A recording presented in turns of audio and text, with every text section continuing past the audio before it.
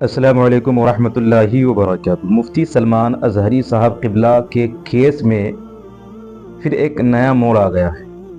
یعنی اب ان کے ساتھ گویا کہ ایک طرح سے کہہ لے کہ کھیل کھیلا جا رہا ہے اور دوہرا رویہ اختیار کیا جا رہا ہے۔ جس کا ڈر تھا وہی ہو گیا۔ پھر ایک نئی تاریخ مل گئی ہے۔ آپ کو پتہ ہے کہ 4 فروری کو مفتی صاحب پر ہیٹ اسپیچ کا معاملہ درج کر کے ان کو اریسٹ کیا گیا تھا، اور پھر یکے بعد دیگرے 3 FIR درج ہوئی اور تینوں سے ان کو ضمانت مل گئی، اور پھر اس کے بعد پاسا ایکٹ لگا کر ان کو جیل میں بند کر دیا گیا۔ اور اس کے بعد پھر جب کورٹ میں پیشی ہوتی ہے، سنوائی ہوتی ہے، تو ایک نئی تاریخ مل جاتی ہے۔ یعنی تاریخ پہ تاریخ، تاریخ پہ تاریخ، صرف تاریخ ملتی رہی اور نہیں ملا تو وہ ہے انصاف۔ مفتی صاحب کے ساتھ حقیقت میں انصاف نہیں ہو رہا ہے۔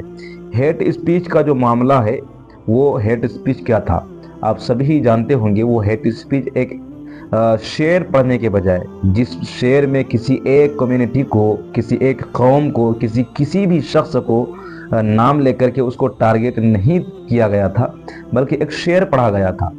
اس سے بھی کہیں زیادہ برے الفاظ سے مسلمان قوم کو ٹارگٹ کرنے والے جو لوگ ہیں، جیسے کہ سریش چوہان جو ایک ٹی وی اینکر ہے، اس نے مسلمانوں کے بارے میں کتنا غلط بولا، مسلمان ملے کاٹے جائیں گے وغیرہ وغیرہ۔ اس پر ایکشن کیوں نہیں لیا گیا؟ ابھی ایک نیا معاملہ جو ایک دھیریندر بابا ہے، اس نے حضرت علی کرم اللہ وجہہ الکریم پر ٹپنیاں کی اور حضرت علی رضی اللہ عنہ کی شان میں بہت بڑی گستاخیاں کی ہیں۔ وہ ویڈیو میں نے ڈالی تھی، اس کا جو ہے ڈسکرپشن میں لنک دے دوں گا، اب دیکھ لیجئے گا۔ کہا تھا کہ حضرت علی کے باپ معاذ اللہ یہ جو ہے بجرنگ بلی ہیں، اس طرح کی۔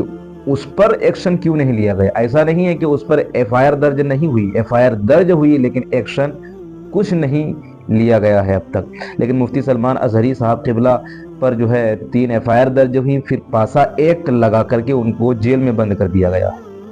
اگلی تاریخ کتنے دن کے بعد ملی ہے، کس تاریخ کو اس کے بعد سنوائی ہوگی، وہ بتاؤں گا۔ لیکن آپ یہ سوچ لیں کہ مفتی صاحب کے ساتھ جو ہے دوہرا رویہ اختیار کیا جا رہا ہے۔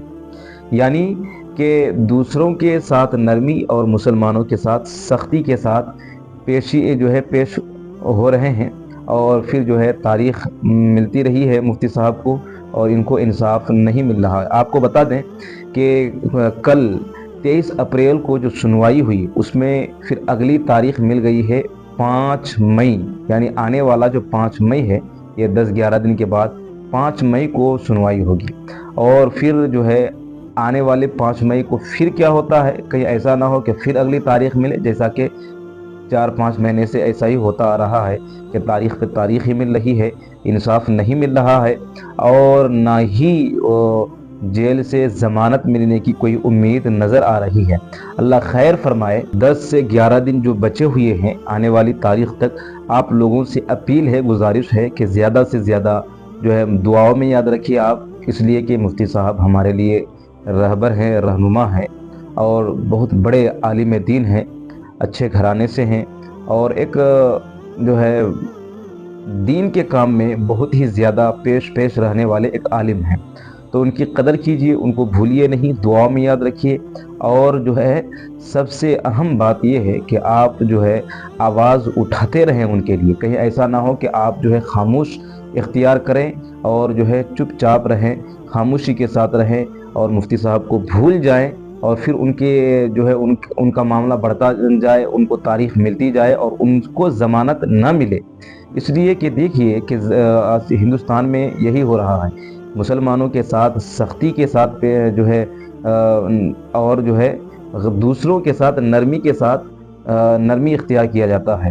تو یہ دوہرا رویہ کب تک چلے گا؟ دوہرا رویہ، کورٹ اور جو ہے قانون تو ہر کسی کے لیے برابر ہے، ہر کسی کے ساتھ انصاف ہونا چاہیے، چاہے وہ کوئی بھی معاملہ ہو، اچھے سے انصاف ہونا چاہیے۔ آپ کو بتا دیں کہ پاسا ایکٹ جو مفتی سلمان اظہری پر لگا ہے، یہ کس پر لگتا ہے؟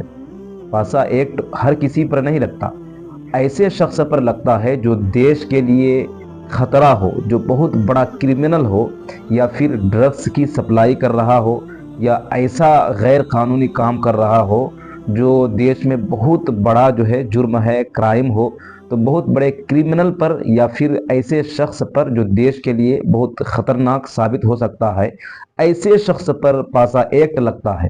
لیکن کیا مفتی صاحب نے کوئی ایسا کرائم کیا، ایسا جرم کیا جس کی وجہ سے یہ کہا جا سکتا ہو کہ وہ دیش کے لیے خطرہ ہے یا بہت بڑے کرمنل ہو؟ تو ایسا تو نہیں ہے، بلکہ انہوں نے ایک شعر پڑھا، اس کے تحت، اس شعر کے تحت جو ہے ان پر 3 FIR اور اس کے بعد پاسا ایکٹ جو ہے لگ گیا اور ان کو جیل میں بند کر دیا گیا۔